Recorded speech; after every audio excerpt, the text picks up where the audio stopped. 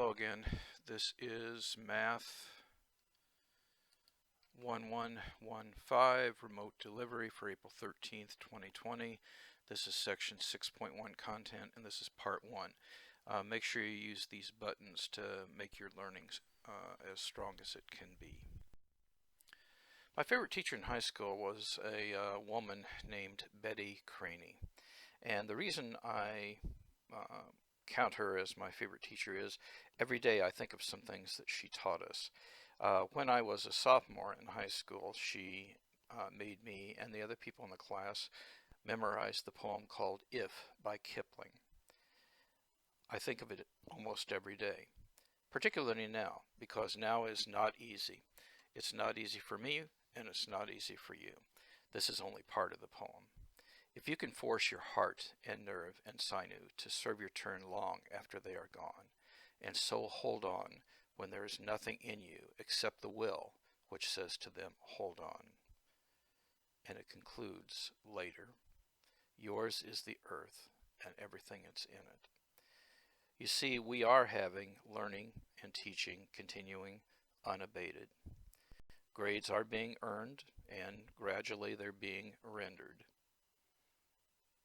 Your educational goals need not be deferred. I encourage you, if at all possible in your circumstances, to stay the course. That's what champions do. Today's topic is chapter 6.1. It's called Factoring, and we're going to talk about factoring out the greatest common factor. That's this GCF. We're going to talk about formulas for factoring the difference of two perfect squares. We're going to talk about what it means to factor something completely, and we'll talk about factoring by grouping. Now, factoring is a useful skill because it's needed in many technical applications if you're solving higher degree equations. That means of degree higher than 1. Linear equations, we discussed how to solve those earlier. So that's an important thing, and the first concept we're going to talk about is factoring out the greatest common factor, are called GCF as an abbreviation.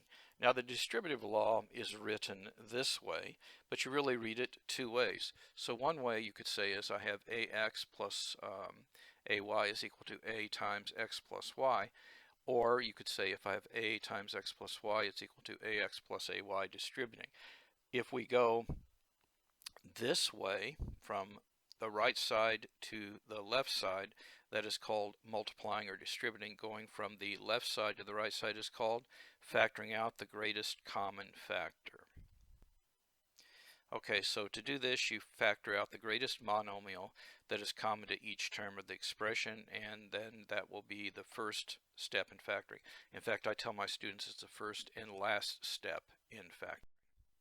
So let's look at some examples. Here's an example of factoring out the greatest common factor. So if we look at this expression, 6x minus 2y, we see that there's a factor of 2. And so what we can do is we can factor the 2 out of each term, and we get 6x minus 2y is equal to 2 times 3x minus 2 times y. So I can pull the 2 out, and it's 2 times 3x minus y. Here, we're asked to factor this one. Now, when we look at this, we realize that this has a factor of 2ax, but this also has a factor of 2ax. But this one is a little bit different because when I factor 2ax out of here, the only thing that's left is 1. So you see, the greatest common factor is going to be 2ax. I factor it out, and then I will be able to write 2ax times 2x plus 1. And note the presence of the 1 in factored form. And again, the way you figure this out is you can say, oh, I'm factoring out 2a, so 2a gets divided into that and divided into that. Now, this is usually done mentally, but we're just emphasizing here to do it that way. A lot of people can do greatest common factors by inspection. So if you were to look at this and you say, well, what's the highest power of a that's in any of these, you would conclude that it is a cubed. And what's the highest power of x that's in each of these terms? You would say it x squared. And is there a number? And you would say yes, 3 is in all of them. So you see the greatest common factor here would be 3, a squared, x squared, and then what is left is 2a squared minus 3x plus 1. It is important that you realize what you're able to do is to check to see if you factored it, because if you multiply this times this, you should get this. Now there is a concept called factoring completely, because sometimes you have to factor more than once. For example, if we look at this expression, 12x plus 6x squared, we could just factor out the 2, but we're not finished yet because there's another factor of 3x that is here. And so what happens is we can factor another 3x out of here. Now 2 times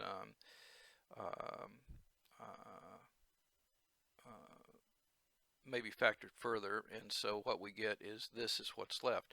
But now you see you had the 2 at the beginning, so what you get is 2, this 2, times the 3x times 2 plus x, and so the answer at the end of the problem is 6x plus 6x times 2x plus 1.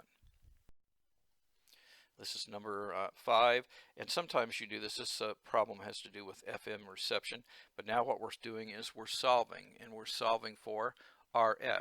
Now notice that RF appears here and RF appears here. So what we need to do is we need to distribute first here the alpha, and then we have to work to get the terms all involving RF on the same side. So I'm going to be subtracting this alpha RF from both sides, getting this. Now to solve this though, what I have to do is I have to now realize that RF is a common factor here.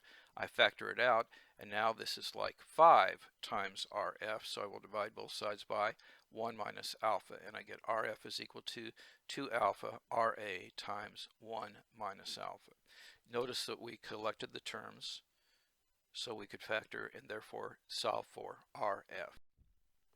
This is the end of part 1. We will be continuing this discussion in part 2.